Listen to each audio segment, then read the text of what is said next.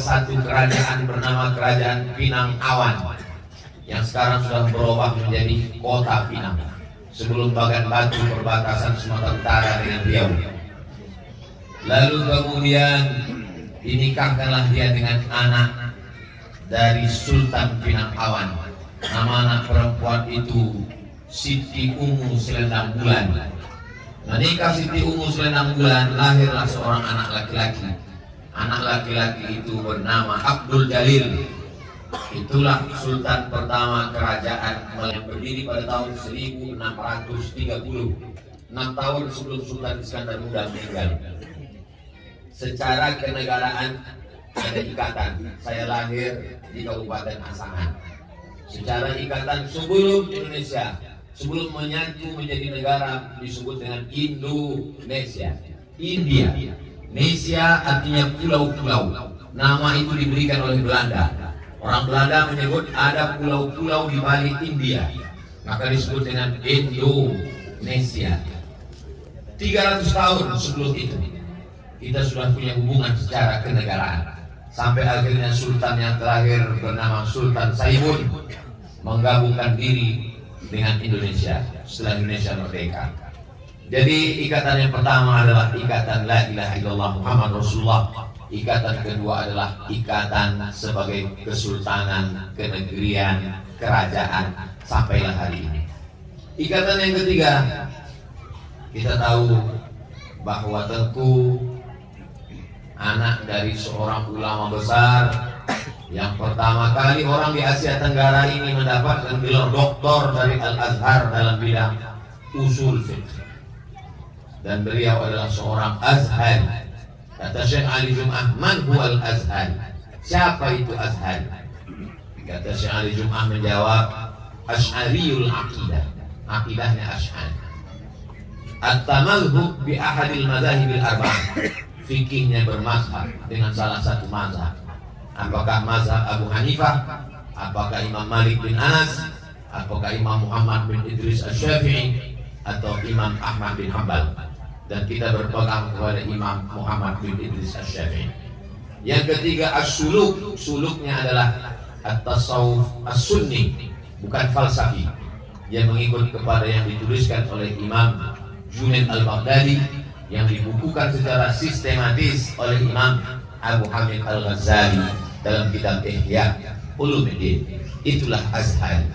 Maka yang datang-datang ini adalah kami bermanhaj Azhar, sama dengan almarhum Profesor Al-Allamah Ad-Doktor Muhibbuddin Wali bin Syekh Mudawali, yang merupakan usul dari keluarga besar Ma'had Al-Waliyah.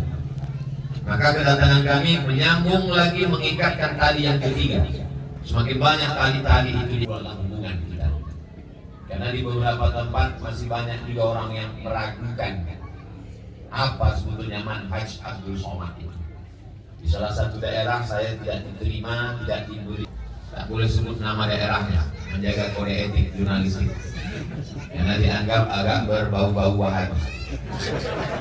Padahal Al-Azhar itu adalah Asy'ariyul aqidah, bermazhab dan bertasawuf.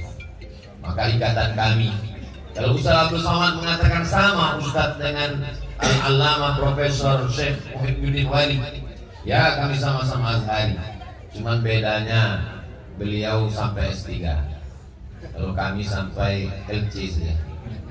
Setelah itu, tapi paling tidak, mudah-mudahan almar'u ma'a man ahab, orang akan sama dengan siapa yang dia cintai.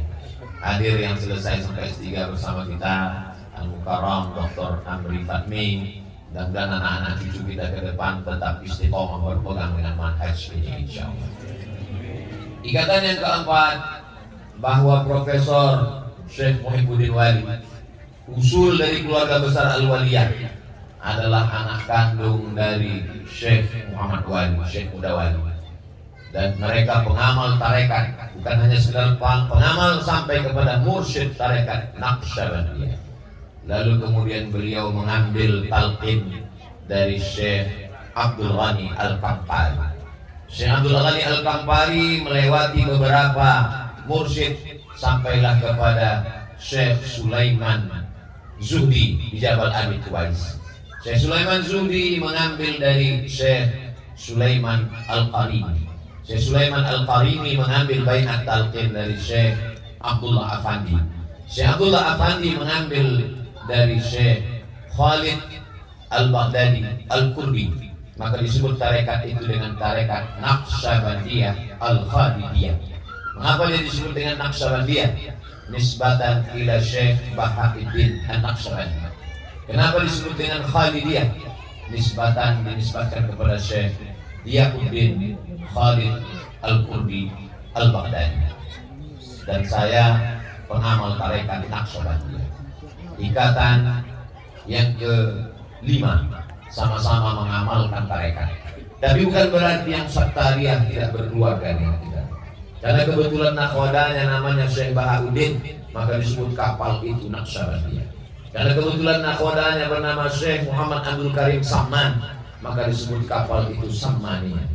Karena kebetulan nakhodanya namanya Imam Abdul Hasan Asy-Syadzili, maka disebut kapal itu Syadziliyah. Karena kebetulan nakhodanya namanya Imam Abdul Qadir Al-Jilani, disebut kapal itu Qadiriyah.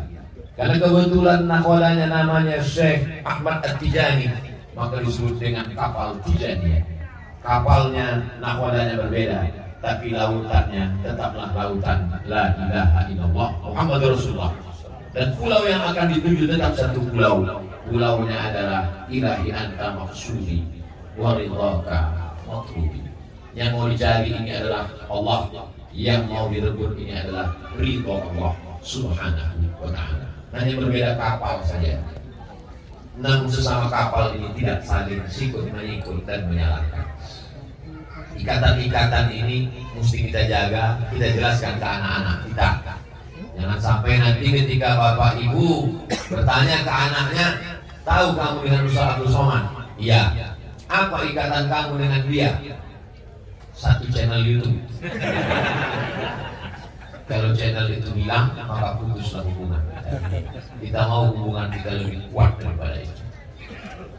Jadi kalau saya dikenalkan dengan tarekat, sehingga dengan tarekat itu kita menjadi dekat. Dikenalkan dengan azhar itu kita menjadi rapat. Dikenalkan dengan tasawuf, dengan bertasawuf itu kita menjadi ada. Istilah orang sekarang namanya ikatan emosional. Kalau mau dicari perbedaan, tentu kita amat sangat banyak perbedaan.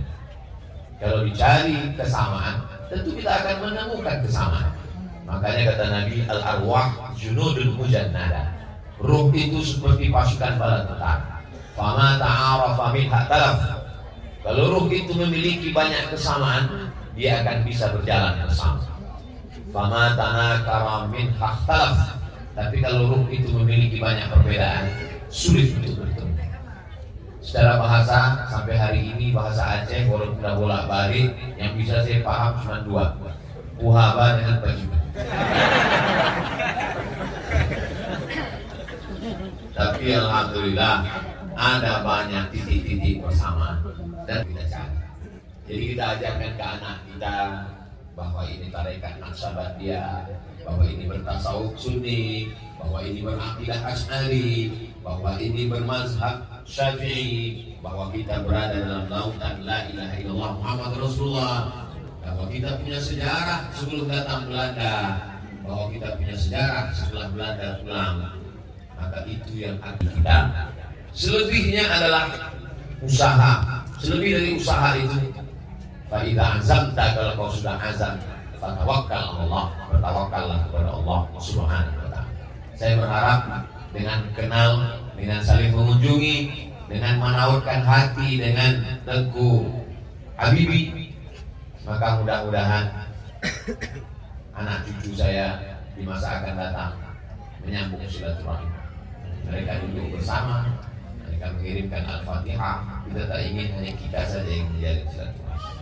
Ketika nanti anak-anak saya menelusuri kemana saja ayah saya dulu, di mana saja dia dulu datang berjalan, waktu dia pergi, rupanya salah satu yang dikunjunginya adalah Dayak Al-Waliyah.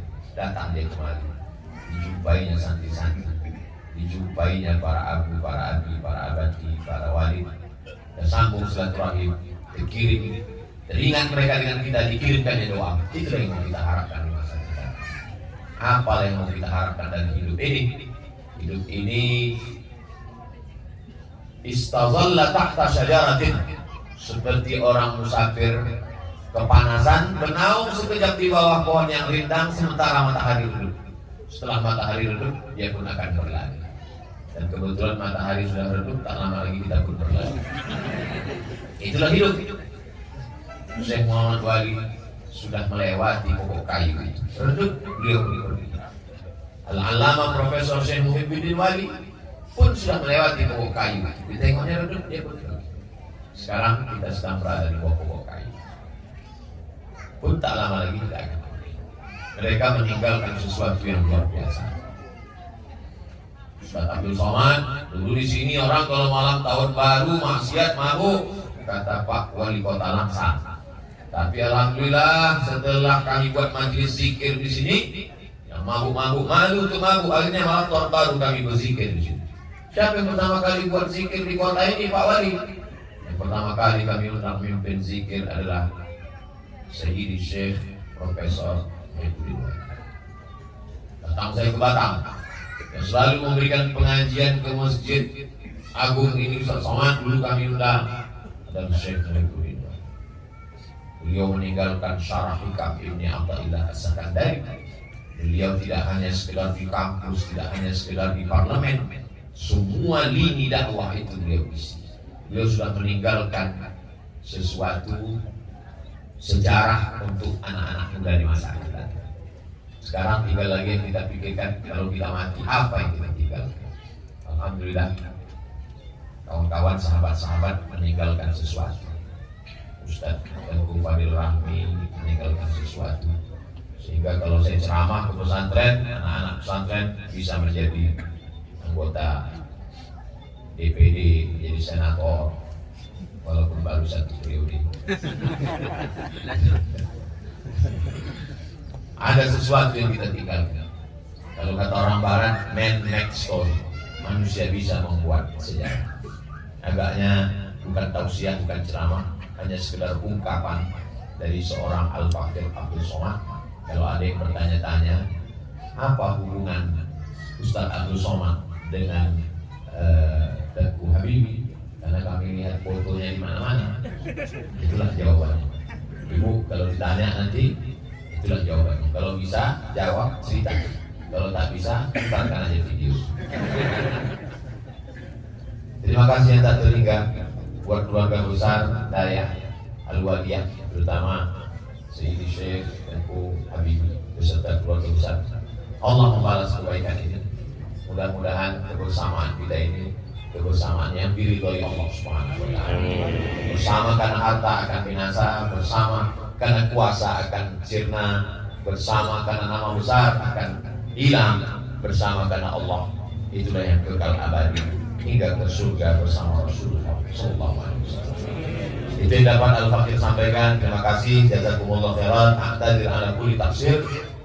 Wassalamualaikum warahmatullahi wabarakatuh. Oh ya, ini surah Haba Wajud kita kunci daya.